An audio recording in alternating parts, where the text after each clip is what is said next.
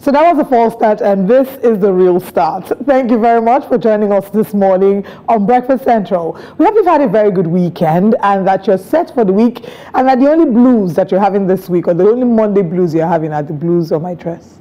I know. I think you're trying to take a jab at Chelsea or something. No, I don't do such. Conversation around Chelsea Football Club yesterday, not being able to beat a bottom league club, Sheffield United, 2-2 draw.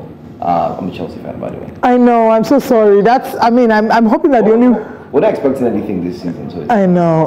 I would love to introduce myself, but I know you already know my name. But in case you don't know my name, look at the color of Joe's suits. You had to wear olive green. Kapawi, Otondo.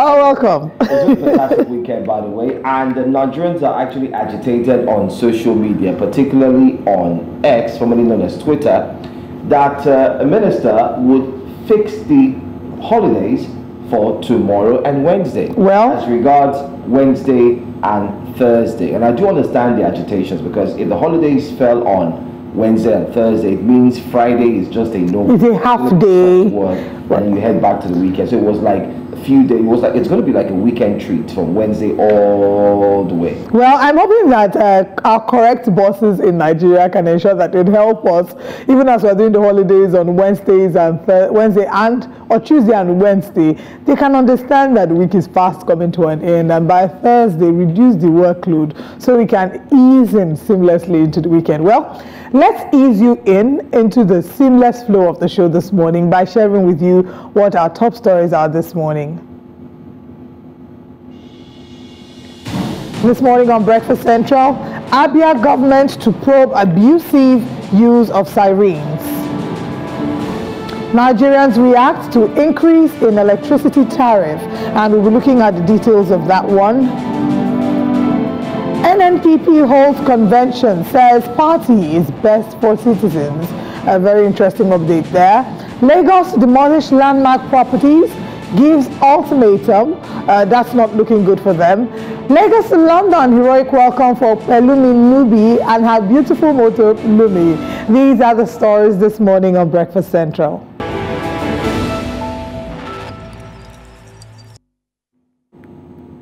Hello and welcome to Breakfast Headlines here on News Central TV. I am Adebola Adeduba.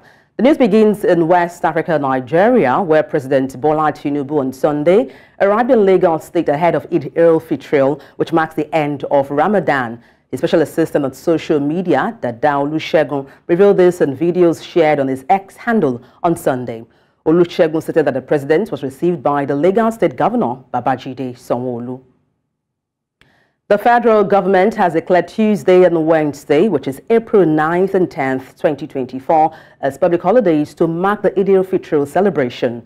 The Minister of Interior, Olubunmi Tunji-Ojo, disclosed this in a statement on Sunday by the ministry's permanent secretary, Aishetu Ndayoko. The minister congratulated all Muslims for the successful completion of the fasting in the holy month of Ramadan. Umaru Kirawa reports that on arrival at the Muhammadu Buhari International Airport, Maiduguri, the vice president was received by Borno Deputy Governor Dr. Umar Usman Kadafo, members of the State Executive Council, and party chieftains. The vice president, Kashim Shettima, has offered his condolences to the family of the late Alhaji Ali Chiroma, former president of the NLC, who recently passed away following a brief illness at the University of Maiduguri Teaching Hospital. The Independent Corrupt Practices and Other Related Offences Commission has disclosed that it is currently investigating no fewer than 50 individuals, including legislators, contractors, consultants, and government officials under Phase 5 of its ongoing tracking of constituency project. According to the Phase 5 tracking report shared by the Anti-Graft Agency on its verified X account, the investigation aims to uncover fraudulent practices in the award of contracts for zonal intervention project, and also known as Constituency Project, spanning 2019, 2020, and 2021 budget years. The daring travel content maker, Pelumi Nubi, made her historic arrival in Nigeria on Sunday, following her solo car trip from London to Lagos. Pelumi Nubi, the adventurous 28-year-old, was warmly welcomed to the Nigeria-Benin Republic border by representatives of Lagos State government, including the Honorable Commissioner of Tourism, Arts and Culture, Toke Benson-Awoyinka, and a special advisor on tourism, arts and culture, Idris Aregbe. The historic trip of Pelumi, which set off on January 31st, was not without difficulties. Along the journey, she had an accident, but her tenacity and fortitude carried her through. When I head to East Africa, where a vigil is being held at a ceremony in Kigali to pay tribute to victims of 30 years after the Rwandan genocide. The 100-day massacre at the hands of Houthi extremists started on April 7th in 1994 and claimed the lives of 800,000 people, largely Tutsi but also moderate Hutus. And that's a wrap on Breakfast Headlines. It's back to Joe and Olive. Thank you so much, Debola. I've been staring at your outfit like very carefully, and I must say you look really good. Well done. Thank you very much. You also look fantastic in olive. Thank you very much. I was hoping you would have said, good morning and welcome to Breakfast Central Flight 004, heading from Lagos to different parts of the country with some of the big stories. Because you do look like you're about to take flight. And very interesting stories you did bring there. There's so many that we're going to be looking at later on the show. I think I'm incredibly proud of Pelumi Nubi and this laudable achievement. So many setbacks. I was checking about some other people who had also attempted or who have done this before. There's a man, I'll just double check their names, who went by road. I think he went by road as well, but he used a bus, a van, yes. Babatunde Tomori, he drove a van. It took 2 months and 2 weeks. There was Kunle Adeyanju, Lionheart. He rode a motorcycle from London to Lagos to raise awareness for polio. But I don't know that, I'm not sure, I stand to be corrected, but I don't know that there's a woman that has done it yet. So from what I've been seeing, I've just been seeing men. I stand to be corrected, but first of all, I'm impressed that she's done this despite the challenges, despite her young age, because she's the youngest so far. 28. And all the challenges she went through. She had an accident. Yeah, her car was out of shape, but she continued. She fixed the car and continued the journey. I think it's something to be totally, totally proud of. Well, indeed, Olive, it's a testament to whatever it is you set your heart to do, you definitely can achieve it. Definitely, there will be hurdles along the road, challenges, obstacles like she experienced. But then, hey, if you keep your eyes on the goal, you will definitely achieve your goal.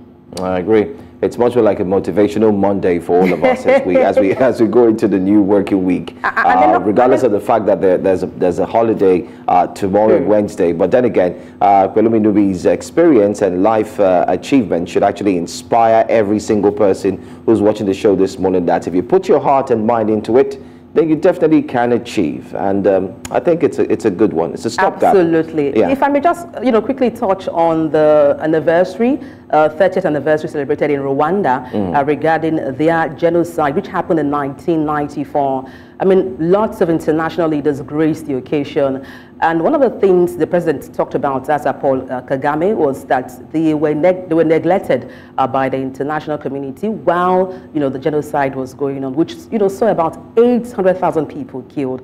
Emmanuel Macron, also the president of France, has come out to admit that yes, indeed, they didn't pay close attention to the incidents of genocide that happened in Rwanda. Well, the country has indeed evolved beyond that point, but there are concerns as to if indeed genuine reconciliation has been made, after that, incident. And this reminds me of Nigeria, the civil war in Nigeria that happened in 1967 to 1970.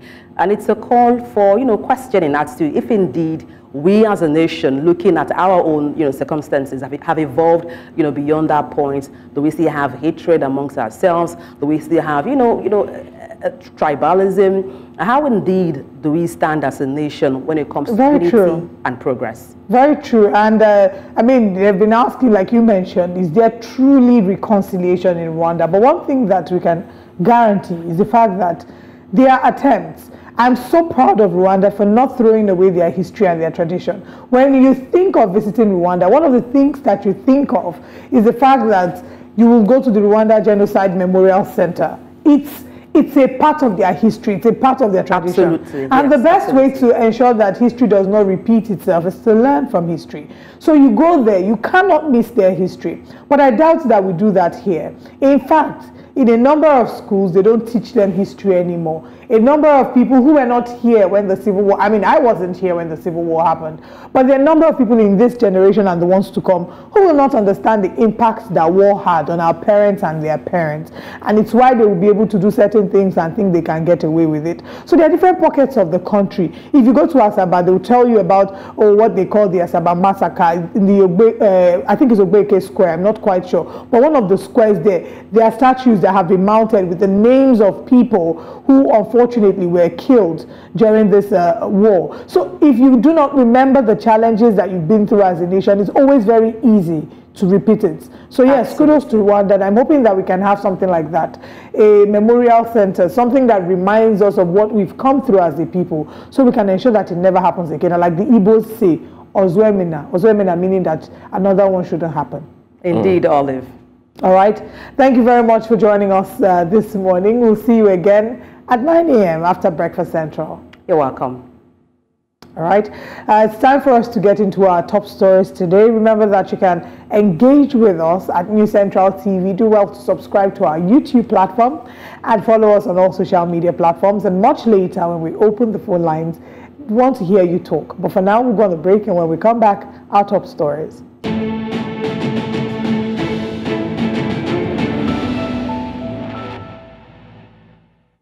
Welcome back. Abia State government says it will soon commence the arrest and prosecution of people using siren without approval from the government.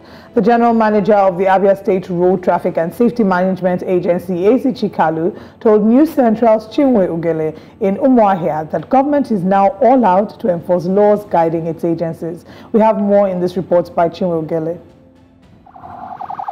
There's no single day that passes in the cities or even communities without one hearing one form of siren or the other. Sometimes people mistake the sounds because they are so rampant they cannot differentiate sounds for rescue missions, security chase, politicians' convoys, or even ambulances. According to the general manager of the Abia State Road Traffic and Safety Management Agency, Mr. Ezichi Kalu, the noises from the sirens constitute nuisance on the road as well as intimidate other drivers. Especially a politician. A bully people, it has caused a lot of accidents. A lot. So we want to stop it in the state. If the government is not using siren, who are you to use siren? The laws establishing the Road Safety Traffic Agency in Abia State provides that only the governor, the Speaker of the House of Assembly, and fire service can use siren. So these people bullying people on the road, they are doing the wrong thing. And any of them will catch. We are starting the debate. By the end of this week, we are going to do enlightenment campaign on it. We are going to run jingles on it as well. If after 2 weeks, after that, if you are caught, no matter how highly you are placed, you are going to pay 250,000. To make this environment conducive, if the police is to arrest, let them also arrest their fellow police, who will just only the driver will be in the siren and be blowing, making noise, shouting everywhere. Let them arrest the police, even the army. Let the government, let the people know, because most of these people using this siren in unapproved manner, they don't know about the law. So let them educate the people, sensitize the people on the provision of the law, and then the law should be applied. I would love to hear it and love to see it when government will start arresting those that is not licensed to use siren. A situation where security operatives clear traffic when not on the chase of any crime suspect or for the people they guard is regarded to as an offense according to the extant laws. I don't mind security people if there's an emergency. Okay, it's somehow it's not in the law, but if there's an emergency, you cannot say no. If the siren abuse is checked, there will be less noise and bullying on the roads, and the people will begin to recognize and identify the sirens for what they represent. In Umuahia for News Central, Chinwe Ugele.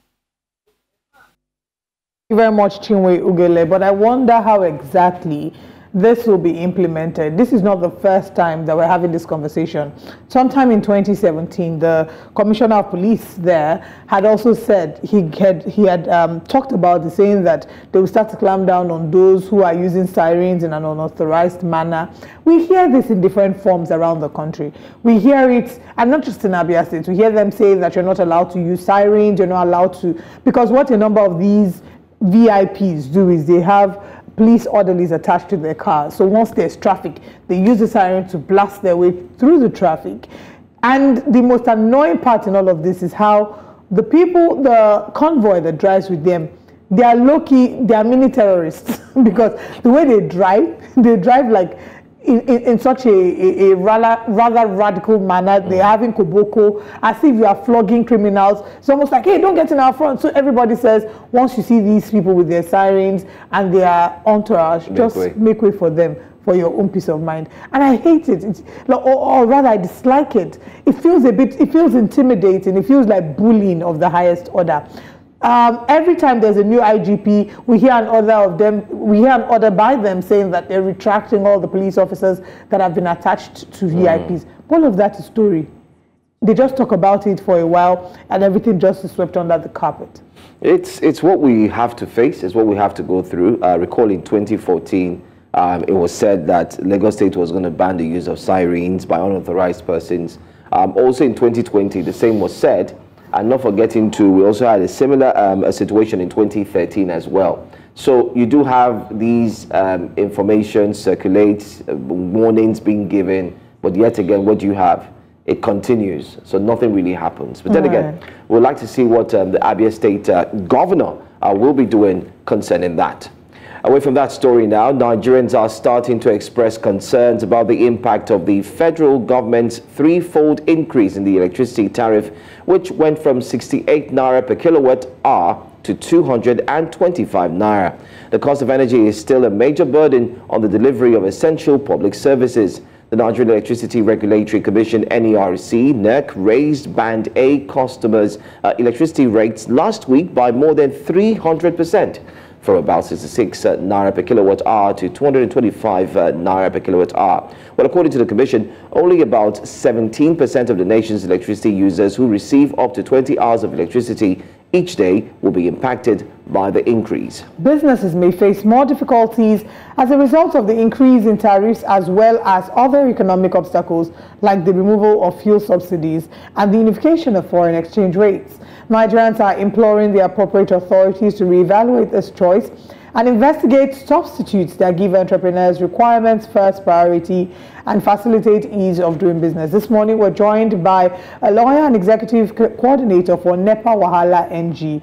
He's Emeka Ojo. Good morning, Ojoko, I beg your pardon. Good morning, and thank you very much for joining us. Mr. Ojoko, you are the executive coordinator for NEPA Wahala NG, and the number of Nigerians have reacted to this as Wahala. We don't understand. The number of people don't understand.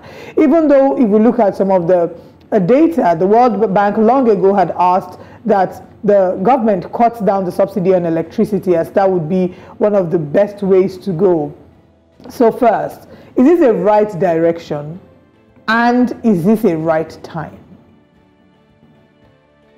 Well, on the first question, yes, it's the right direction. On the second question, there will actually never be a right time to get this done, but it needs to be done. Market forces, electricity is a commodity, right? And the combination of market forces typically give rise to the prices at which we buy power. Now, these factors, these indices have changed over time, but the tariff in Nigeria has remained static, right? And that lack of movement, either forward or backwards, right, has led to lack of growth in the industry, which is why we see the kind of level of power supply that we have in Nigeria now. Okay, various factors are responsible for this: the inflation rate, the price of gas. Okay, these things contribute. Well, and let's not also forget the exchange rate as well. Okay, as at December 2022, exchange rate was roughly roughly for about 400 and something naira, and right now it's about 1,400 naira to the dollar. Okay, and when these indices change and then the price of electricity remains static, it means that somebody is carrying that shortfall. Now, that somebody is the Nigerian government. Okay, they've been paying the subsidy for power for quite a long time now, right? But now the government's revenue is straightened, right? It's not, there's no money available for the government to continue carrying that shortfall. And so the government has said at this time that it can no longer carry the subsidy for 15% of the consumers, right, who account for 40% of the usage. So what the government has done now is basically to take away the subsidy for the Band A customers. Band A customers are people who typically enjoy 20 hours of supply above, and people who are in the higher income brackets of the society, and who typically, right, invest a lot of money in alternative power.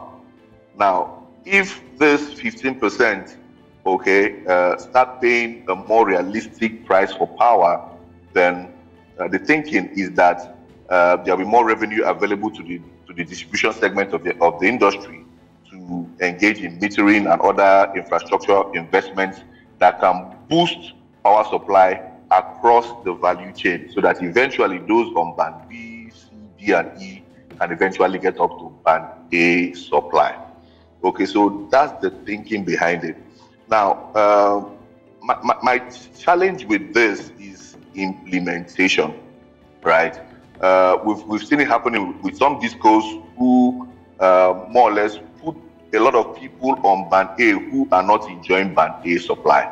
Okay, so people are now buying power at the rate of 225, and they are enjoying less than 20 hours a day, which is unfair, right? It's a practice which has been going on for a while, right? But because the price was not that high, people maybe were not making so much complaints. But now that it's 225, right? What you used to buy 10,000 naira would get, depending on your disco, of course, would get you XYZ units, and now it's getting you much less. Then the outcry is out there. Okay, a lot of people are making noise about it, and it's understood. They should make those complaints, because that practice of billing people for supply that they do not enjoy is totally unfair.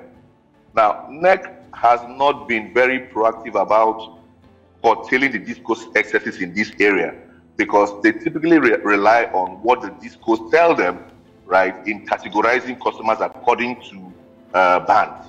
Now, NEC needs to develop an independent mechanism of getting real-time data from customers on their supply, so that they can ensure that they are appropriately banded. And then this practice where discos steal money from customers by billing them higher than they should can stop. But as to whether or not is the right thing to do, yes, electricity is inappropriately priced in this country.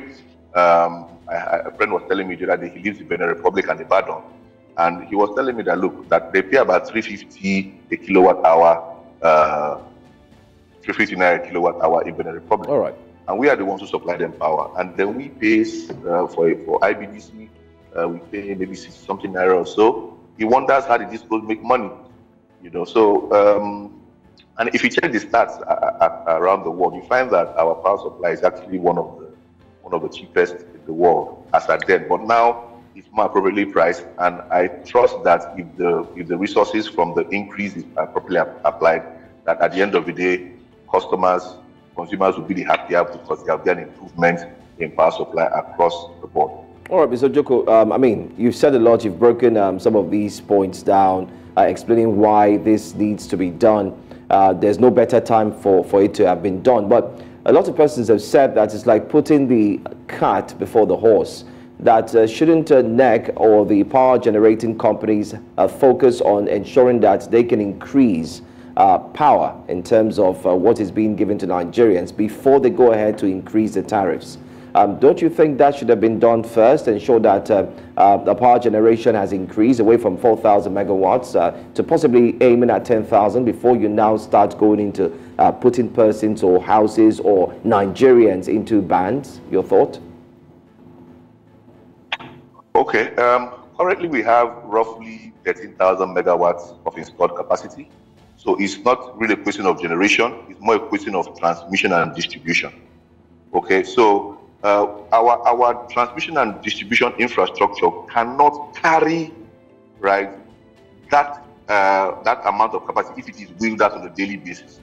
So the focus, as you say, yes, ought to be on improving transmission, which TCN has been doing over the past couple of years under the Siemens project, and then also improving distribution infrastructure.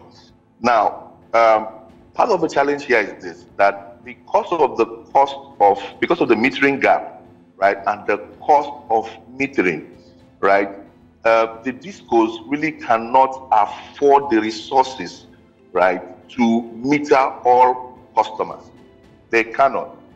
Okay, so because of that, okay, you see across the board, all the discos are posting huge collections losses. Collections losses are the difference between the amount of power that they distribute and what they take back every month.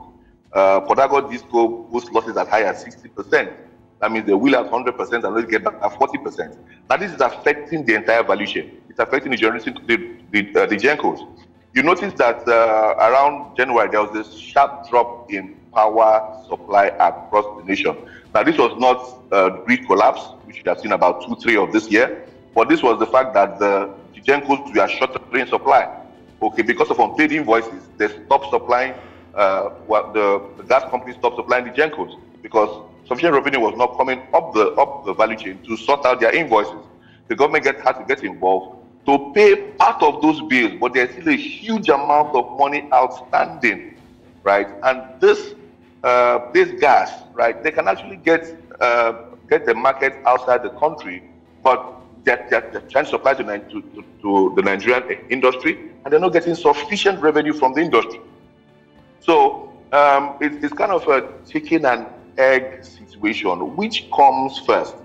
Granted, the discos, they had metering targets when they took over this, when the investors took over this company, but over time they have failed woefully to meet those targets. Failed woefully. Okay, they talk about 12 billion customers on the grid, right? That figure, as I'm sure you know, is not realistic. Okay, it doesn't reflect the true amount of consumers on ground, but they may have maybe 12 million registered customers.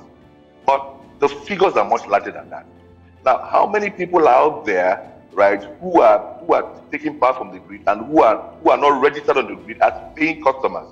Now, these people they are talking about, they're enjoying power, but who are they paying to? They're not paying to the discos, but they are paying to somebody, because if they don't pay, they'll be disconnected. Okay, now this speaks to the corruption which is endemic in the sector. There are people out there who are feeding fat every month, taking monies from people who are illegally connected to the grid. And this money should be getting into the value chain. But Mr. Ojoko, just to quickly yes. interject, permit me to interject. You've mentioned these people who are paying fees to people other than the distribution companies. Is there a way, do we have a mechanism to track them?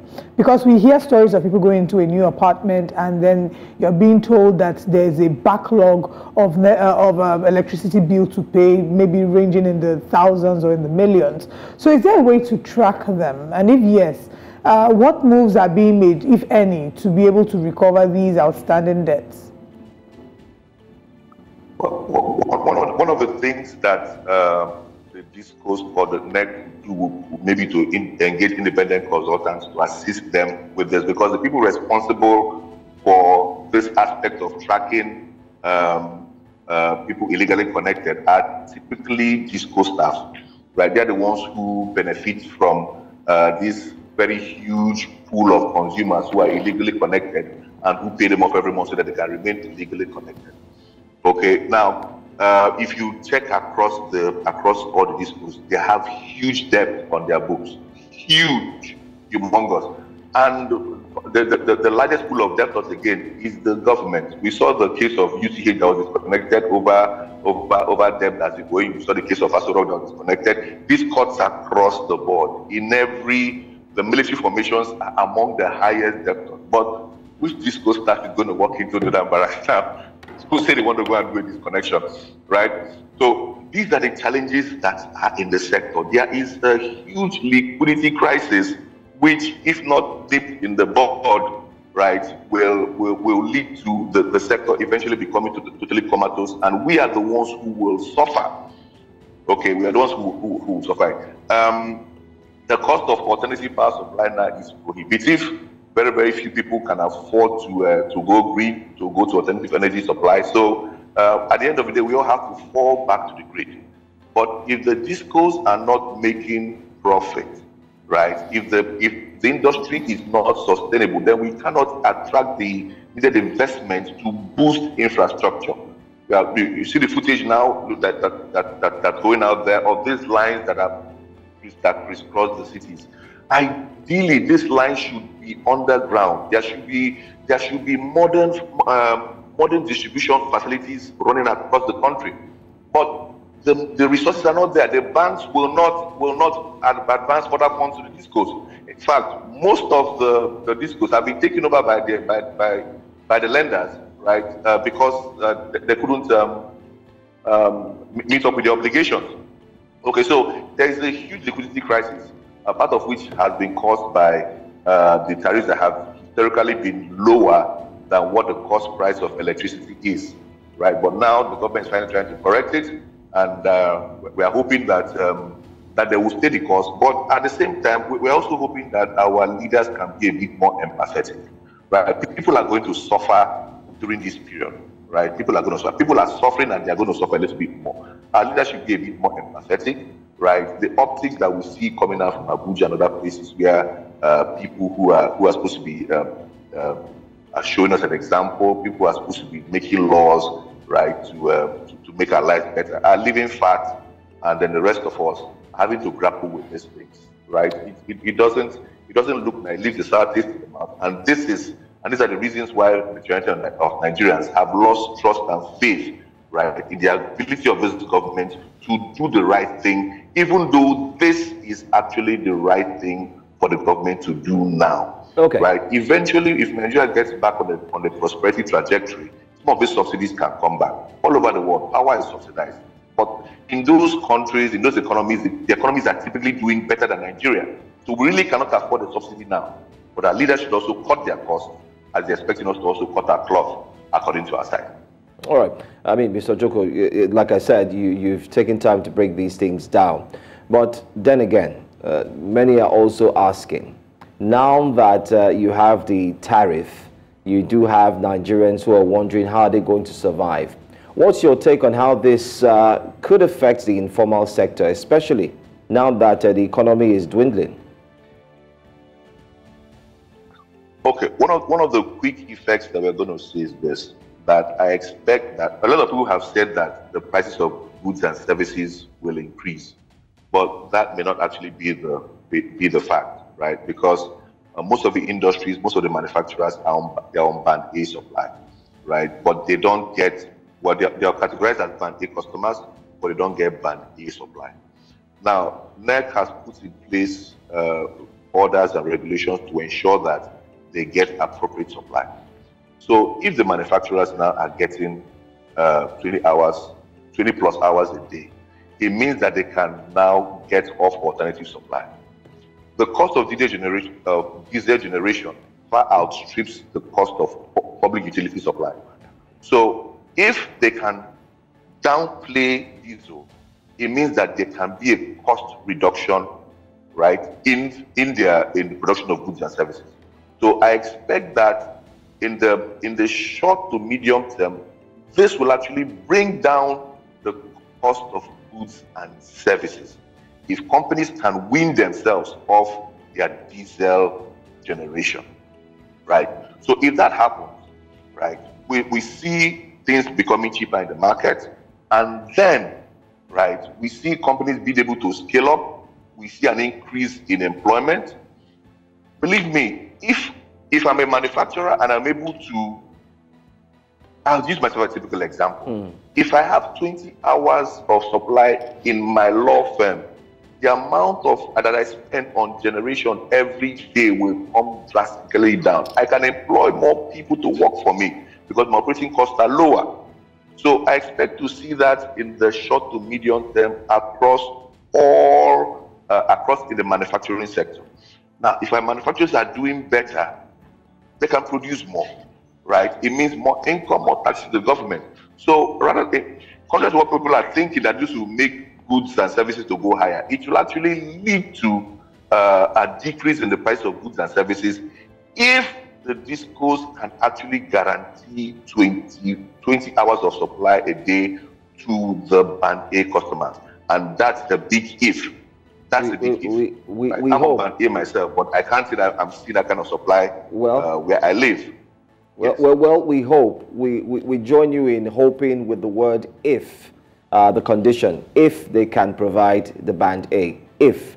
Because we do not want to hear that the power stations are shutting down, which seems to be a regular feature. But on this note, we want to say thank you so much for talking to us. Emeka Ojoko, lawyer and executive coordinator for NEPA Wahala NG. Before you go, I wanted to ask, what's the Wahala in NEPA? Are you looking at the Wahala challenges that Nigerians are facing with the company?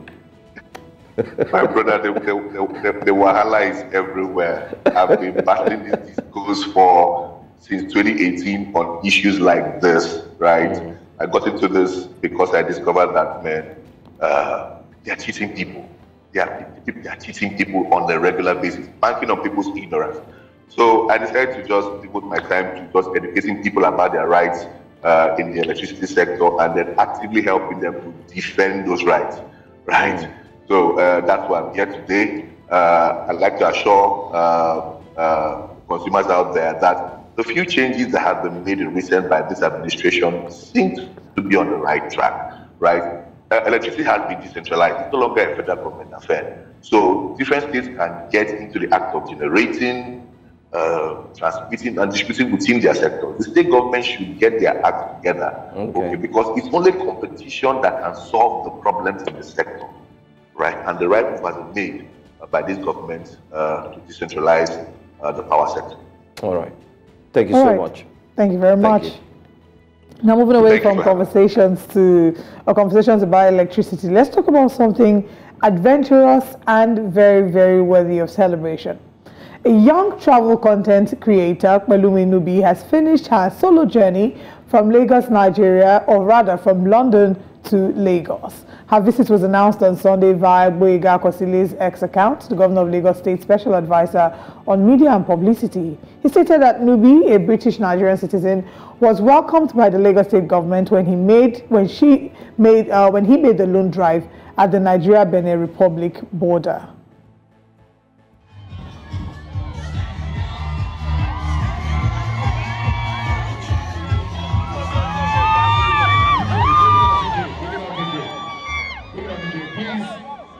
Everybody to please.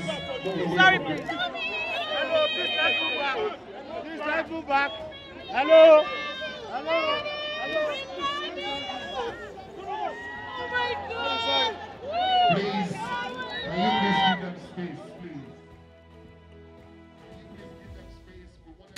Well, the Honorable Commissioner of Tourism, Arts and Culture, Mrs. Toke Benson-Awoyinka, and of course the Special Advisor for Tourism, Arts and Culture, Mr. Idris Aregbe, met Pelumi at the Nigeria-Benin Republic board on behalf of the Lagos State government. Pelumi Nubi made a second stop in Badagry before continuing on to Unilag to celebrate her homecoming.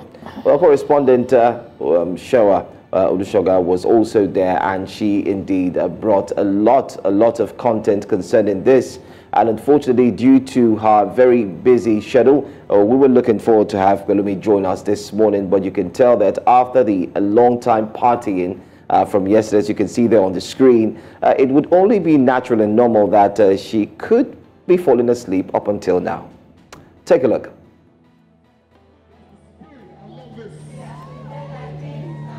You're doing well, Pelumi, that's the end. Hey, Pelumi, you dedicate. You dedicate your, hey, push it, push it, push it, push it, push it, hey. Go Nubi, go Nubi, go Nubi, go Nubi, go Nubi. The traveler, I've traveled to over 80 countries, so it's definitely something I'm going to continue to do. I'm not going to stop suddenly. I want to definitely continue to inspire the young generation. So in the educational service as well, and policy changes, especially with our border control, we need to do better to make sure that Africa is a more freer continent to travel through. So how did you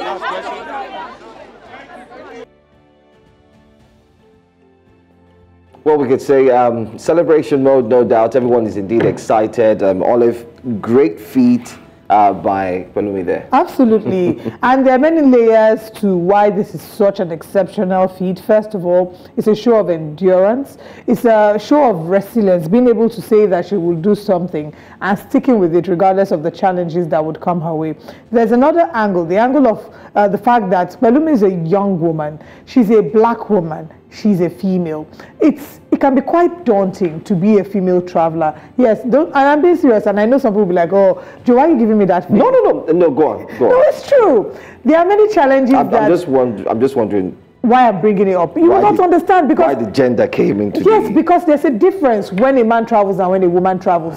It's a risk that women feel. Women feel afraid to travel because I mean, I went on holiday 2 months ago. You are blocking your doors. You are thinking of your safety. There are a number of things that if I would think of when I'm traveling that you will not think of, and it's just the reality of how unfortunate it is. That's not to say that there aren't risk factors for both genders, but statistics will show that the risk factors are higher for women.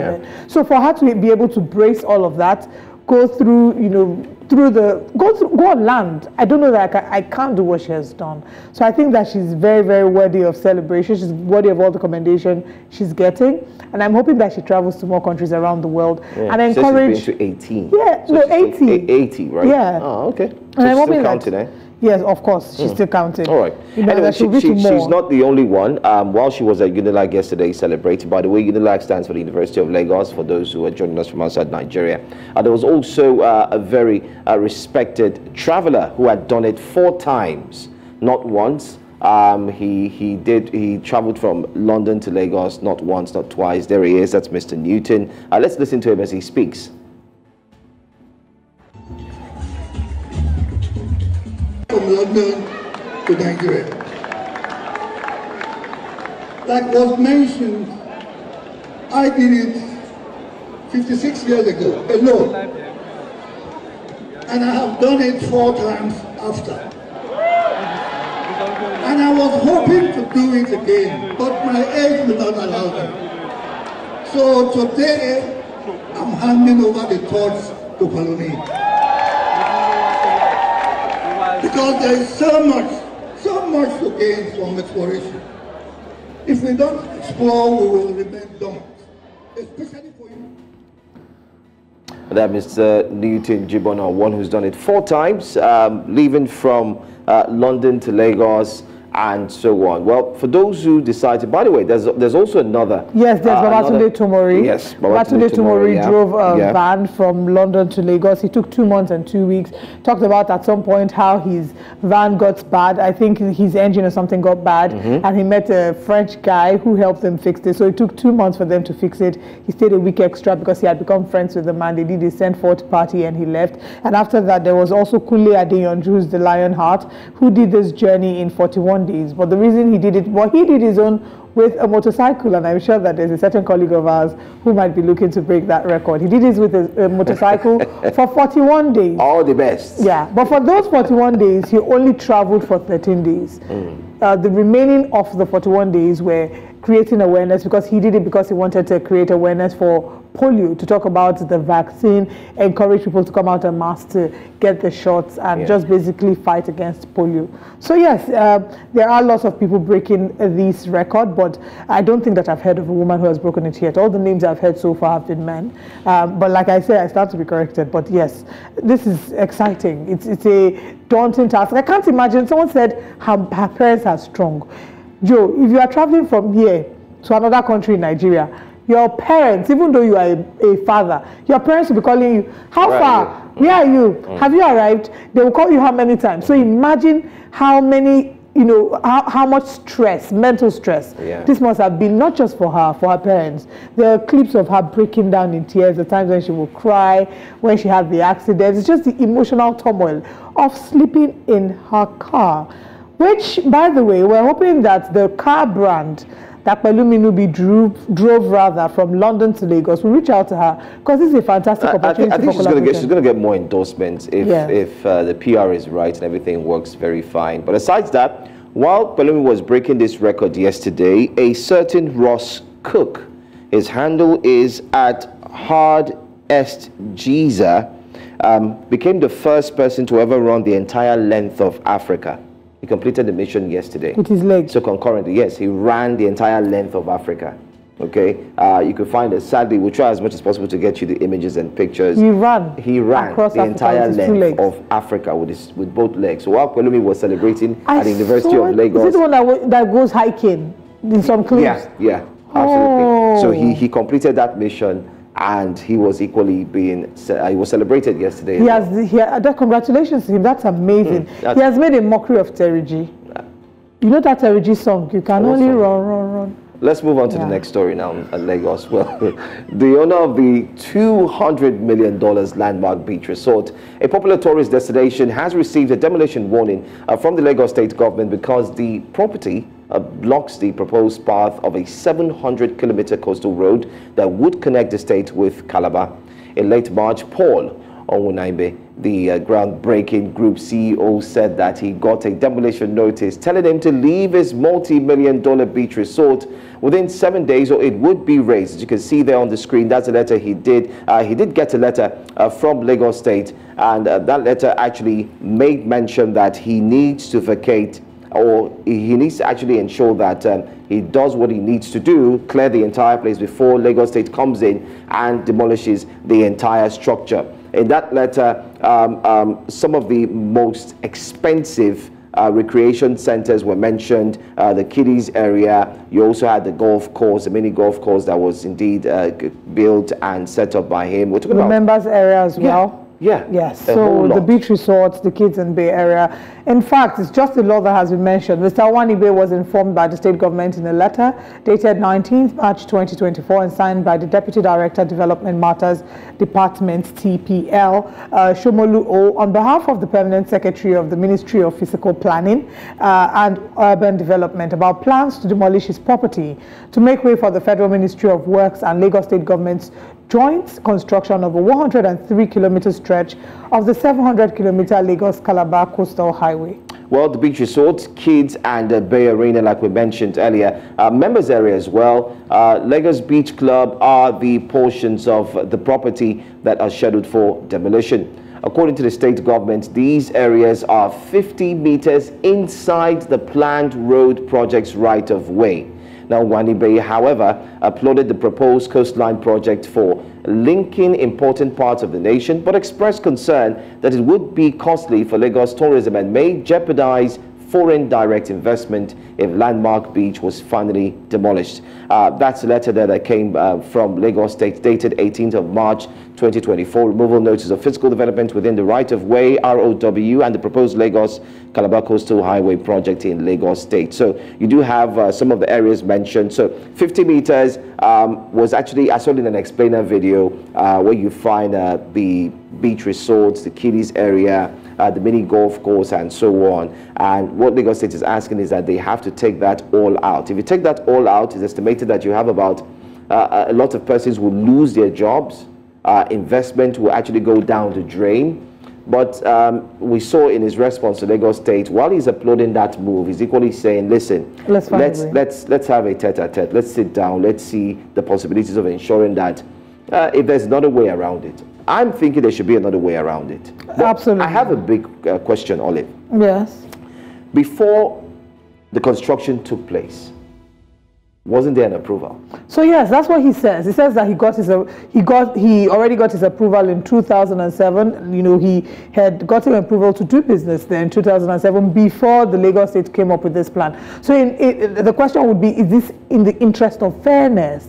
Like, is this in the interest of fairness that you demolish a property where they have over 4,000 employees, over 4,000 people will most likely be rendered jobless because of this, or might be rendered jobless. Now, you know, it's estimated to be at about 200 billion, to be worth about $200 billion, and to have an annual income of about $2 billion.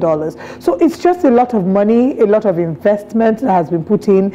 About 80 businesses are located on Landmark Beach, and it's a bit of a concern about how this would hit, not a bit, a lot of a concern, how this will impact businesses, how this will impact individuals, and it's it's just very unfortunate. I'm hoping that the government does see reason. A lot of Nigerians have lent their voice to the cry of landmark. A lot of Nigerians who will be directly impacted by this have complained about this, and even those who are not directly impacted by this, because a loss for one is a loss for all. So it's important that the government seeks ways to go around this without affecting their businesses. Approval for the new coastal road was given on February 27 by the federal authorities. According to presidential aide Toke Benson-Awoyinka, he did say on X that the highway, the superb highway, or the super highway, when completed, will enter the world records books among iconic coastal routes. So it's interesting that they want to do this, but not at the detriment of the life, the businesses of Nigerians. We're hoping to have the CEO of Landmark join us on the show before the week is over, and then we can talk about this in depth. But let's share with you a quick recap of the stories we've talked about this morning.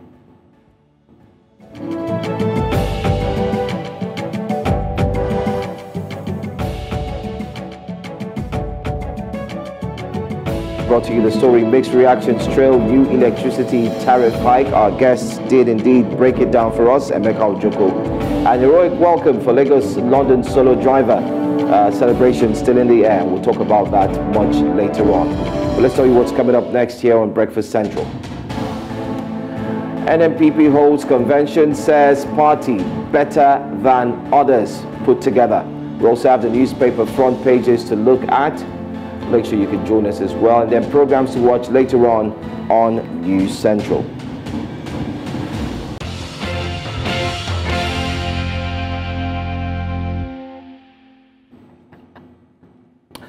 Welcome back to Breakfast Central on News Central. A lot of conversations behind the scenes, but then again, let's go straight to the front pages. We do have our guests who's joining us.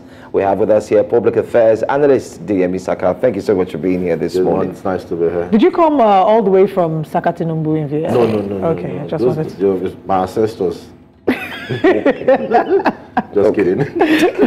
You're welcome. Anyway, we just need to make it lighter so we can get going. Let's start off with our very first paper this morning. And we're looking at This Nigeria. That's our first paper. This Nigeria has on the front page there, military airstrikes killed dozens of terrorists in Katsina, Borno. Nigerians call for stiffer sanctions against bandits. FCT police raid criminal hideouts, arrest 85 suspects. And at the top there, you'd find Nigeria's forex reserve suffers $1.02 billion decline in 18 days. That's our forex reserve. It's actually suffered. So take note of that story. We'll also take another one before we go straight to DME to react to either of the stories. Media bodies, CSOs demand investigation into Olatunji's detention, seek prosecution of perpetrators. And I agree. If you follow this story very closely, it's got to do with a journalist who was arrested, detained, and locked up. Despite the fact that he was locked up, calls were made to the security agencies, EFCC, name them, all of them, and a lot of them kept denying that they've not seen him. They don't know where he is. Even we do hear that the COAS also was reached out to, and he said he doesn't know. But guess what? Later on, the journalist was released, and he was not released or handed over to his family or so on. He was released right under the bridge and handed over to fellow journalists and said, like it was a parcel, take. But then again, it's a conversation that we'd look to have as we continue. Kano governor urges EFCC to release forensic report, Ganduje's dollar saga. I'd like you to go straight with either of the stories that you like to react to. Oh, let's start with the Ganduje story. If the EFCC doesn't clear the hair over these allegations, and if you look at the position of Ganduje in the All Progressive Congress, if nothing is done, because we all saw the video. We all saw the video. It was only Muhammadu Buhari, former President Muhammadu Buhari, that was just giving us a childish excuse that we need to know the technology that was involved. But it was straightforward. It was A, B, C. 1 + 1 is equals to 2. It was that elementary. If nothing is done, I think it's now time for people to start speculating and assuming that APC means not all Progressive Congress, but a party of criminals. If something is not done about that. Do you really think anything will be done about it? Well, looking at the kind of party APC has been, is, and the country that we are, don't you think they'll just allow it? Even if you look at the characters in APC in public offices across the country, you probably will say nothing will be done. But for the sake of, it's not just about the political party, it's about the perception about us as a country. Something needs to be done. There is no country that is full of saints all over the world. But at least people take other countries seriously because of how they deal with issues like this. We see a lot of Trump's aides and lawyers in jail. Trump is still facing charges, day in, day out. But what's happening in Nigeria? You find out that if you probably dig up, you find there was an allegation against the current Lagos State governor by his predecessor. Nothing was done. There's another allegation against the governor of Ogun State about having a record sealed in the US. Nothing is done about that. That's also in APC. The Senate President has a lot of, cases, with the EFCC. We remember the NEDC crisis off your mic. Nothing is happening. So what do you want to tell about the party? And these people are in government. So what do you want to say? Well, this is 2024. We are not yet in 2026, 2027. So politicking, so don't let us just, release everything out there to say, okay, fine, they are campaigning against us. But we're speaking because of the law for the country. That's why we're saying this. Well, we also hear that Ganduje himself has said that only the federal government can prosecute him. Why? So in other words, that's what he says, only the federal government can prosecute him. Maybe it might be right to a certain extent, but if the Kano State government feels they have enough against him, at least there was a time, to some of us that frequent Kano very well, even cemeteries in Kano, burial sites were sold off and converted to private residence and what have you. So I think Kano State government has a lot to take him up on. This is my opinion. I'm not trying to tailor people's mindsets or opinion about Ganduje, but it was crazy in Kano. Yes, he sustained the templates or the urbanization of that, the regeneration of the urban area in Kano that was initiated by his predecessor, Kwankwaso. But beyond that, I think there was a time his wife and son were against each other at loggerheads about you are corrupt and not being corrupt. But there's enough out there to take Ganduje up with. A whole lot. Let's take a look at one more story from the paper itself. Nigerians call for stiffer sanctions against bandits. FCT police raid criminal hideouts, arrest 85 suspects. We're talking about banditry now, which seems to be which seems to make the headlines here and there every now and then. I think that's one of the disservice and the wickedness of the former administration, the past administration of President Muhammadu Buhari did to Nigeria. A deliberate de-escalation, and not thanks to Alhaji Lai Mohammed that pushed it out. The escalation of classification of terrorists as bandits in a bid to make the government of today seem to be working. These guys are terrorists that expanded their theater of operation beyond Northeast and now made Northwest, the real theater. Simple. Okay. Before we move away from this Nigerian newspaper, I think the last story that I wanted to ask you about is the Rwanda genocide. They said the world failed us, the 1994 genocide. But I want you to look at this. Paul Kagame has done a lot of transformation in Rwanda.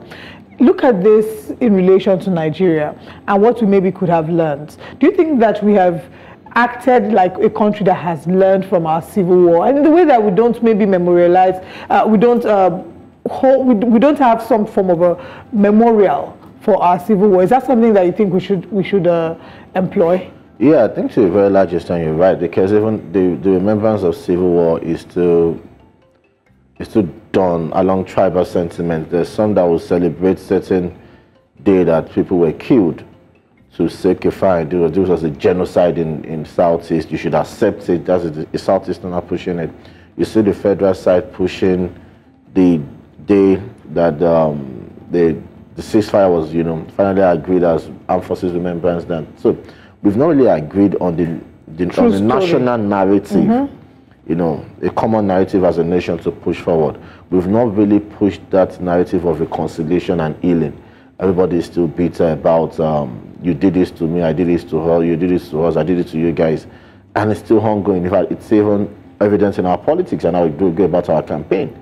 So, and to a very large extent, both sides have valid reasons to hold on to such arguments. But I think if, and don't blame us, it's our grandfathers and fathers that brought us to this state. Yes, our grandfathers and our fathers brought us, but we have a responsibility to do things differently. No, and it doesn't seem like we are. It's difficult to bend a dry fish, let's face it. Somebody that was, raised in that, environment of deep hatred and ethnic mistrust can't do anything when he's in his 50s. We might just try to conceal it, but there's literally nothing he can do. There was a time in my life I was always praying to marry from Southeast. But at some point you realize that, man, it looks as if even the Southeast, I got so, in fact, it got so bad, I'll tell you that they can't marry outside their region, cultural tradition that has not evolved. So we still find that we are still different nations, struggling to be together as a united nation. I wonder if we're ever going to rise beyond the tribal lines. We will at some point. And I think Nigerians, I think we owe, and this is me saying this with all sense of patriotism and decency, we owe the Generation Abacha an apology. Human rights activists might want to shoot me. Why Democracy advocate might want to shoot me, but I'll tell you why.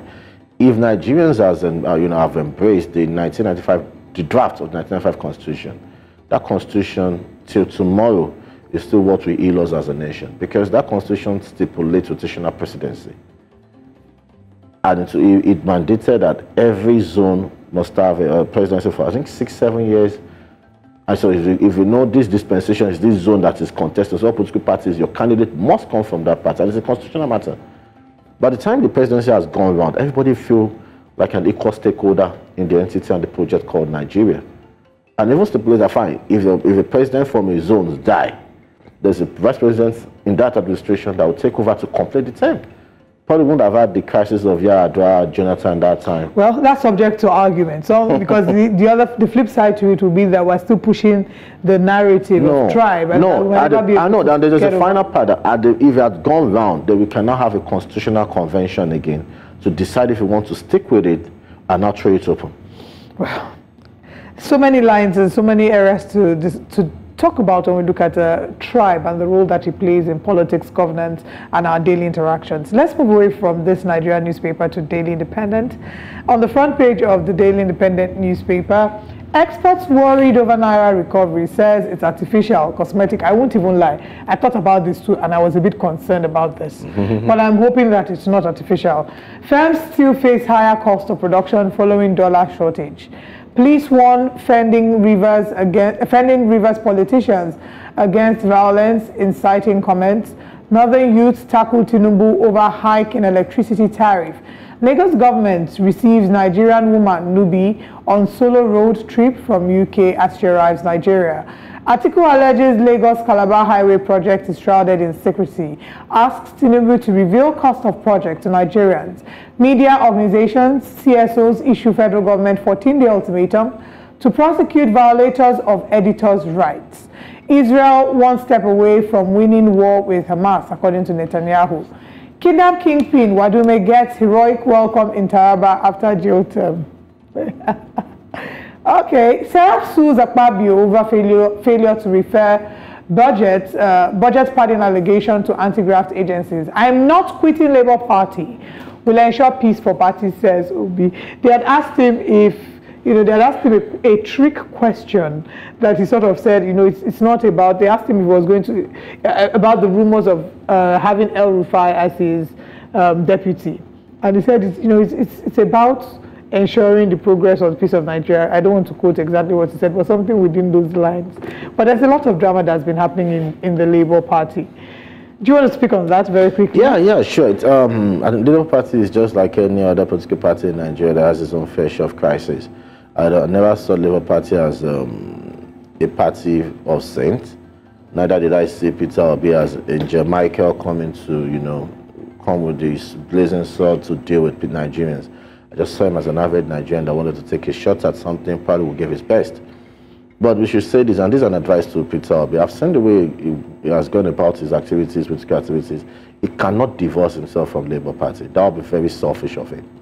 And he needs to take a stance. He needs to speak strongly about what is happening in Labour Party. He should be political or diplomatic about it.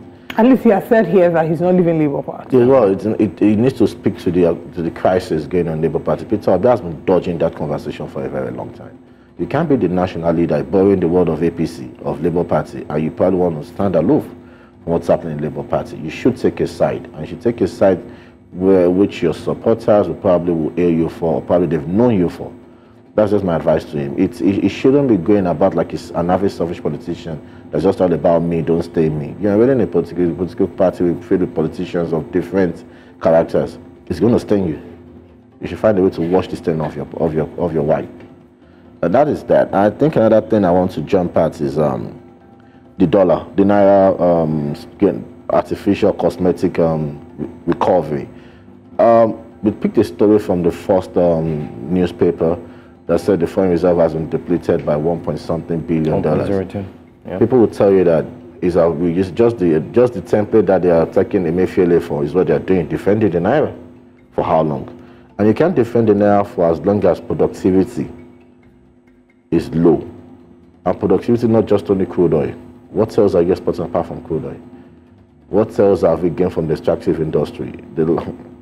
Sometimes when you look at what is declared as proceeds from the extractive industry, you probably want to just call these guys in charge of that sector and start whipping them, because why are you lying to us? Some ridiculous amount. Like, is this what we earn as a nation? There was a time during, I think when Diziani was there before she was moved to Ministry of Petroleum, I think they were declaring $30 million from the extractive industry for a year. I'm like, seriously? So we're being insincere about the Naira recovery. The coastal highway is something that has been in the news. I've got onto the international scene. It has. Yeah, it does. Yes. Yeah, and I think the Lagos state government owes Nigerians, especially Lagosians, a lot of explanation. I've been doing a lot of background research on this project. A fantastic project, no doubt. We believe we need such a project, such a road. I think the idea was first, considered during Olusegun Obasanjo's presidency. We tried it, and but this is what I want to ask Lagos state government to tell Nigerians what's really happening. From VI, I think it was by the way, I think where they want to start it from, to Oniru in VI, the width of the road is 47.7 kilometers. And after you from Lekki now down or out, that takes you through the Bejakis and everything, is 82 whatever kilometers. What brought about the variation in the width of the road?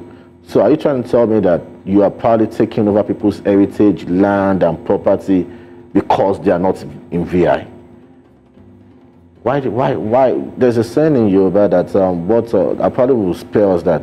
But what is the difference in the head of those in VI to those in Ibeju, Lekki axis that takes you down to Ondo and what have you? And a popular event center, beach resort and water, is crying after spending so much on biodiversity, because the guy claimed 70% of his investment is on biodiversity. Spending that much on biodiversity and it doesn't matter to you and you're thinking of compensation. Sometimes the way government goes about things, I think they just act, they don't think. Where you can, we all know, we're all kind about the depletion of ozone layer, we're shouting about global warming, and somebody has invested such huge amount of money into preserving biodiversity, and the next thing you don't care because you want to build a road. It's not as if the road cannot be built if you don't demolish, or it looks as if there's more to you just going after the guy's property. Why? Can't you just alter the plan? Because we gave the guy an approval to especially because he got his approval before they got their approval. Before you came up with this idea. Yeah. So you probably should, if you want to go into such, you have to consider existing things, the cost.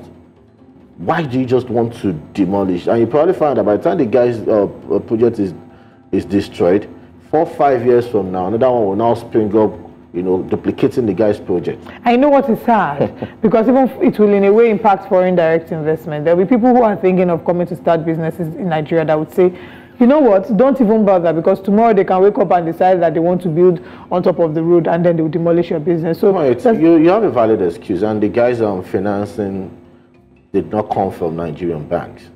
And I don't think, I'm not trying to indict Nigeria's bank that they couldn't muster such, capital for the project, but the interest rate will kill the guy and get the guy out of business. Let's take a call. We have a call from Elder David from Ali Moshe. Good morning. Thank you for joining us. Please go ahead with your comment. Good morning, sir. The good people of New Central. Thank you very much.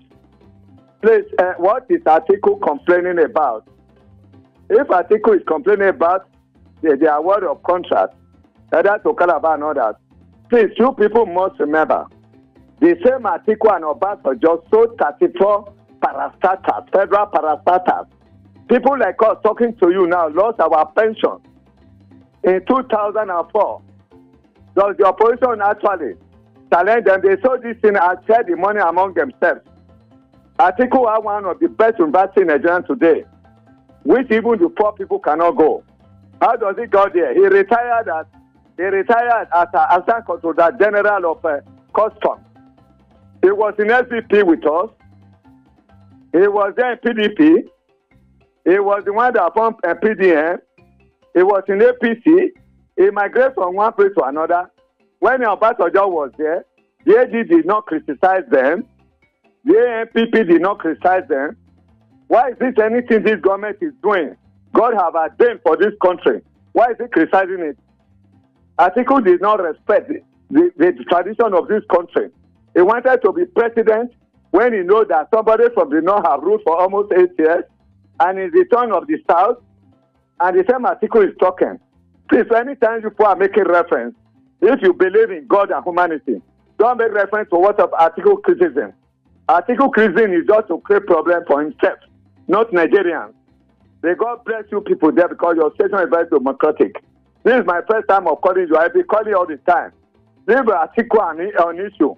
Let him respect the leadership of this country. Tinubu will rule from now to 2031. God have ordained him. Nobody can change it. May God bless you. May God bless Nigeria. Thank you very much. Thank you, Elder David. I think I may have misheard the last line that he said. Yeah, I said people would rule from now until 2030. Vincent Bulafo said the PDP ruled for 50 years. We knew what happened. So we cannot speak authoritatively about the tenure or the longevity of one rule or the other. That is one. And I think people should be careful and be truthful when they are making utterances. We cannot say the federal government, the Obasanjo-led government did not sell off Power State House.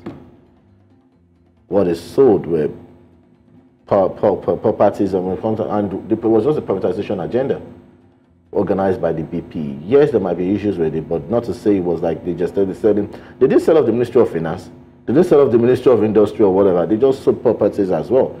I think they think, in fact, the Federal Secretariat is still there in Lagos. No more Federal Secretariat, but not private property. That is one. Secondly, Atiku never founded PDM. Atiku has been contesting since 1992. So we cannot say, to some of us that have been studying politics, some of us are questioning that vault. Why is it not dried? It's going to consistently be in politics since 1992. Over time, before 1999, he was known as a man of means. How he acquired his means, I don't know. But we can't say Atiku became a billionaire or became a man of means when he got into public office in 1999. Then Atiku also criticized the government of Muhammadu Buhari. AD criticized Obasanjo's government. APC criticized Jonathan's government. In fact, it was their criticism and everything that led to Jonathan's ouster from office. So why would people want to distort narrative to suit their sentiments? Please, we should not. All right. Anyway, this conversation, we will continue it when we go online. Our time is up. I want to say thank you so much, David Saka, for being here. Your analysis on the paper is very, would say, spot on. And thank you to those who called in. And for those who are still trying to call in, unfortunately, we have to move to the next story. Our next story will focus on a convention that was held on Saturday in Abuja by NNPP, another political party, where they say that they are the best for Nigerians and they are better than the rest put together. We'll talk about this story and more after the break. Fresh from its national convention held on Saturday in Abuja, national leader of the new Nigeria People's Party, NNPP, Rabiu Kwankwaso, says the party is the best and the only alternative for Nigerians over the People's Democratic Party, PDP, and the ruling All Progressives Congress, APC. Mr. Kwankwaso said as a former minister and governor, he believed that Nigeria had enough resources and manpower to ensure security for citizens. Meanwhile, Governor Abba Yusuf of Kano State urged NNPP members to remain united at all times in the pursuit of the party's victory in all future elections. The National Convention further lays to rest talks about a merger. It also ends speculations about a switch for its national chairman, Rabiu Kwankwaso. Well, joining us to discuss this, we do have Mr. Ladipo Johnson, NNPP National Publicity Secretary. Thank you so much for being here, and congratulations on your convention. Thank you. Good morning. Good morning. Because while you were having your convention, some others were fighting and were hiding to have theirs. Well, I don't think they wanted to have theirs. They just kept saying it was an illegal convention. Unfortunately, it would seem that as in our own climb, as a party gets bigger, grows, you get to have more trouble. It seems that it's a Nigerian thing. And yes, we had issues with some members of the party who were unfortunately expelled, some of them. And naturally, they will keep saying stuff. They call themselves a faction, they're not. They've been to court. They have about 5-6 cases. About 3 of them have been thrown out. So we're still there. We follow due process. In fact, we wanted to hold the convention some 2 weeks ago, but they didn't have an injunction, but they served us with a motion for, and we stopped. We went to the Federal High Court. The court threw it out, and then we held the injunction. So we believe in the rule of law. We believe that if we want to, if we're putting ourselves forward to direct this country, then we must show by example the way things should be done. So it's safe to say that the legality of this is not in contest by INEC? No, INEC were there. They were there. Okay. Not just there. Normally, they even had a director there. Okay. So it was a full team of INEC on both days, because first we had the National Executive Committee, which has to summon convention, and then on Saturday we had the convention. Let's talk about the new logo. Why was it important to change the logo, and what is the reception among the party officials like regarding the new logo? Yes, the new logo, color, slogan came about because after, when you have an election, you have to go back and look at the mistakes you made, etc., etc., your strengths, your weaknesses. What we did, we looked at it, and it was even INEC, because part of the problem, on election day, found it difficult to locate the NNPP symbol. It was smudged because of the color, and it was a basket of fruits, different fruits. So it was smudged in that tiny space. It was very difficult. Because it was within the map of Nigeria, I was able to locate it. And then I did an alphabetical thing. But we now thought, okay, let's have something different. And one of the most important things for us is the fact that education is very, very important and is the bedrock of everything else. Even if you're talking about industry, you're talking about agric now, you're talking about infrastructure. Education is very important. So, and it is highly improbable that you can get a logo that encompasses everything you would want to talk about as a party. But education is fundamental. So we went with the logo, the educational logo, as you can see, with the colors. Now, what is the reception with members of the party? We follow due process, but there are some people who are not happy about it. You do get it. And just this morning, I'm trying to sort out a problem. We had someone single-handedly issue a statement that the Southwest is against the logo. I'm a member from the Southwest. I'm now National Publicity Secretary. No one called me to a meeting. He just did it single-handedly, about a few of them. And it's in all the papers this morning. And now that shows these are the things that we keep talking about, examples that we don't want. Shows indiscipline within the party. Personally, I shouldn't be saying this. Personally, I wanted something else as a logo. But majority have decided, let's go with it. It's not so much a logo as in the message we bring to the people. And the people within now and 2027 coming to believe that, okay, maybe you're genuine and maybe you have something that will improve our lives. Is this also indicative that there might be, we've seen this happen in other political parties, the People's Democratic Party, the internal crisis within the party, the APC, and now the Labour Congress, which has been the one that is the most recent. Yeah. Do you have these fears that, if someone single-handedly can write a letter and say he's speaking on behalf of a body, are you worried that this might in some way spark disunity in the party in the nearest future? I'm not worried. I'm worried because the only worry is that it always sets you back just a bit. It's not something, I know the process followed. I know majority of the people have accepted it. I have accepted it. And so if one or two people do not like it, it is wrong for them just to go out there and issue statements. But I always say that about statements, for instance, those you said were hoping to have their own convention, they were expelled. And then within a week of stating that they were wrongly suspended or expelled, they all of a sudden came up and said, oh, I'm the national chairman, and this and that. Okay. And I keep saying that the press do not ask questions. Okay, you are. Where did you hold your convention?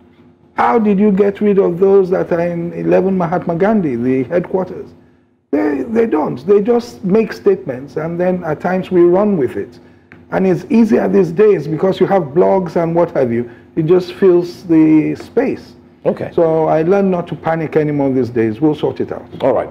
Let's go straight to the current situation. The national chairman, Mr. Rabiu Kwankwaso, came out to say that... national leader, beg your pardon, came out to say that the party is the best. Yes.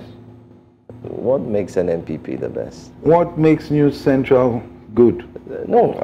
We have we have our answers are out there for everybody to see why we are the best. So our answers are there, and you will also see as time goes on. What makes us the best is that for us at the moment, you're asking me to make a campaign speech. For us at the moment, the people of this country are facing high inflation. The standard of living is increasing on a daily basis. Insecurity is out there, increasing on a daily basis. And we believe that we have shown over time. You see, at times you need to have some sort of track record.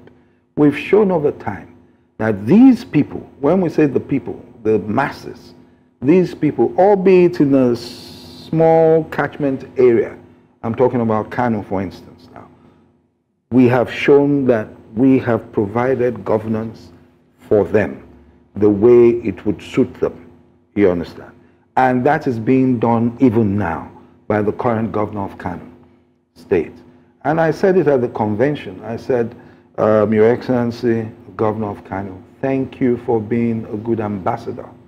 That is an important thing. We believe that that is what we will sell to the people. We have, we have some off-season elections. We might not have enough time, but towards 2027 is a good time to start to rebrand, to reposition, and to talk to the people, to hear from them. Yes, we have what we believe in, you have to hear from them, and vis-a-vis the economic and social climate of the country, you have to now come up with a program. Because you might believe in, say, free education, and yet part of it cannot be free due to certain things.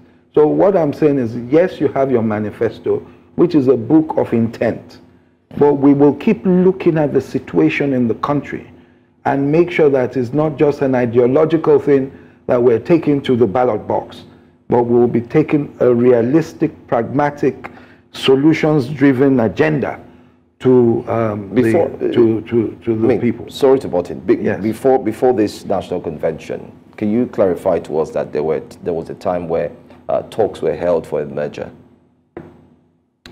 Before the last elections, or after the elections? Before this convention. No, after the elections. No, after the elections, the way you hear things is the way some of us hear things as well.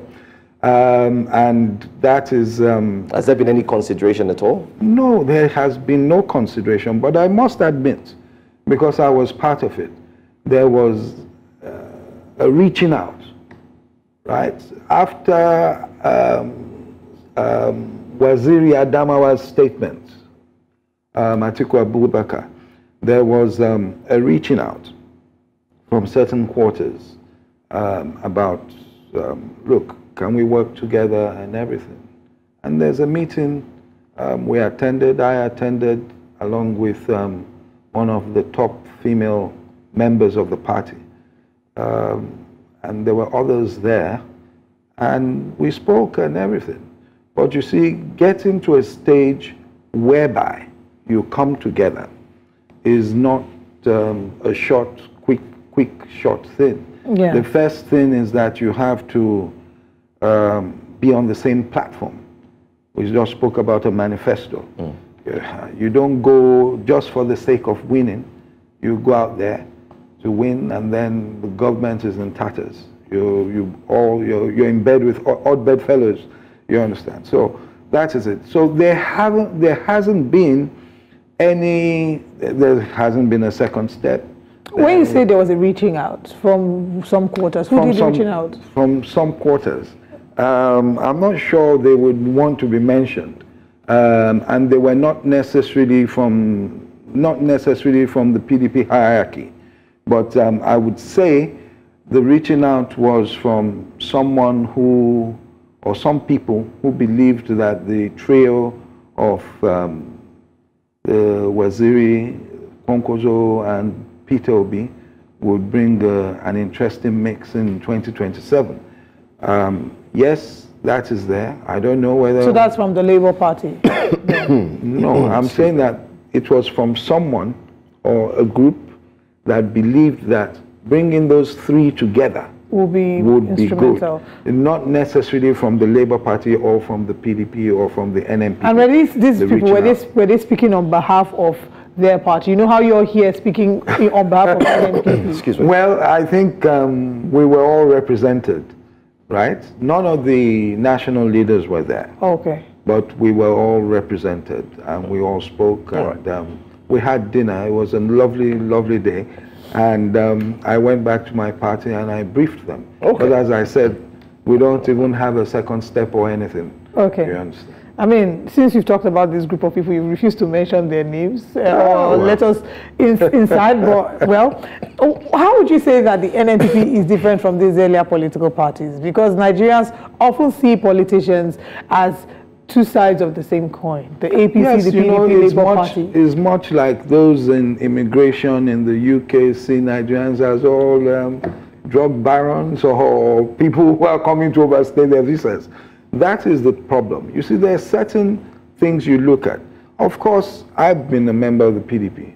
I was a member of the APC when it was founded. Same thing with Rabi Kwankwaso. And we're now where we are at. People tend to say, to add to what you've said, people tend to say Nigerian politicians just jump from left to right. There's no ideology. The good thing is that we have an identifiable ideology. Whether you agree with it or not, When you talk Konkoso, when you talk Kano, you know about education, you know about, it's all for the masses. So we have that. What we have to do now is take it, around the country, see the areas where it will work. Some people who are in big business, for instance, might not like us because they'll feel these people, if they get into government, their programs might be just for the masses. It won't be just for the masses, but I'm saying that is it. I realize that not everyone would like what you're doing or what you are selling, but we will sell it. And as I said, what you're saying is that the taste of the pudding is in the eating. We're cooking the stew now in Kano. That is what we have to show Nigerians. And that is why I keep telling the governor of Kano, anytime I see him, you are ambassador. If you do not do well, we cannot sell this party. Because people want to see, okay, what have they done here? If I'm going to give them my trust. And I believe that a lot of things will happen before 2027. What does your party think about the current administration?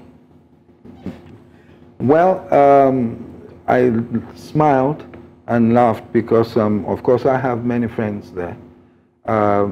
Naturally, people know that the President and Senator Rabiu Konkoso are friends. They talk and everything. But personally, unless one is totally blind and deaf, you would know that there are serious issues at the moment, and we don't seem to be going in the right direction. Maybe things will stabilize soon, but the bottom line is that we feel the pulse of the people. The people are complaining, they're suffering. Inflation is almost galloping. The Naira has tanked a great deal. Now, even if it has gained a bit, it started from 700 and something and it's gone down. It went to 1,000, almost 2,000 to the dollar.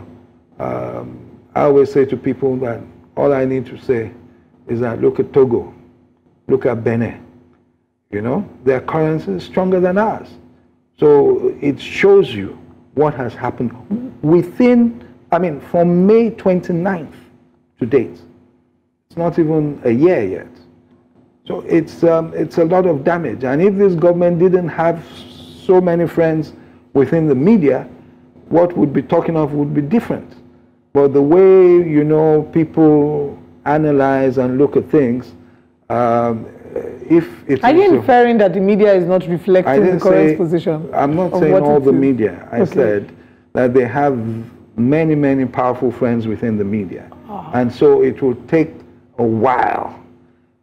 You understand? I always tell my friends that if Nigeria, where you're in blue, where the manager, if the president were the manager of Chelsea, and you were a Chelsea fan, would you let him finish the season? That's the question. Currently, that's anyway.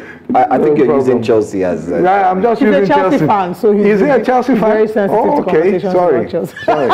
It's understandable, but then again, our eyes on the ball. Yes, indeed. I think my final question, as quickly as possible. Yeah. You're obviously not very pleased by how the current administration has run things. You've said that anyone who has eyes and ears will agree with that. Do you think that your principal could have done any different?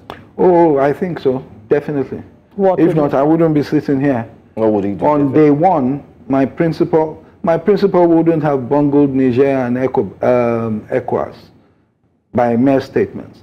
My principal would not have made a statement about fuel subsidy on inauguration day, though it wasn't budgeted for. But you know that certain things need to be put into the public space in a certain manner. Nigerians panic a lot. Would your principal have gotten new cars? I doubt it. He might have. He probably would have. You understand? Don't let us be funny here. He probably would have, but not the quantity and whatever. Nothing has been done to cut costs by the government. You've told the people in Nigeria to tighten their belts. You've removed subsidies. We didn't even talk about the electricity one. Do you understand? And you in government, not just the executive, the legislature as well, will live in large. You haven't done anything. How do you want the people to support your programs when they see that your way of life is different to what you're telling them to face?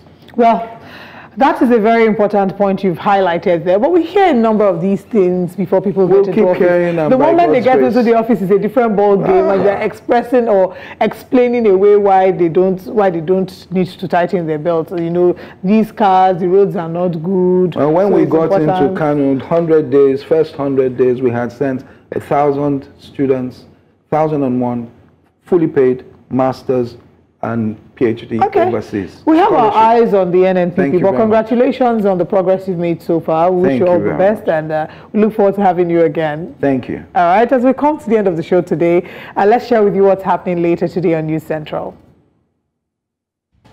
Later today at 10 a.m. West African time, join us for Jasiri, where we have fearless conversations with women, for women. 12 p.m. West African time, News Central. Now we're bringing you the biggest stories in the news. And 7 p.m. West African time, Politics HQ is where we're at. And that's all that we have for you today on Breakfast Central. Once again, thank you so much for being here. And also, thank you too for watching. Keep a date with us tomorrow morning when we come back on the air for another interesting edition of Breakfast Central. I'm Joe Hanson. And I am Olive Emodi. Happy holidays in advance. Bye-bye.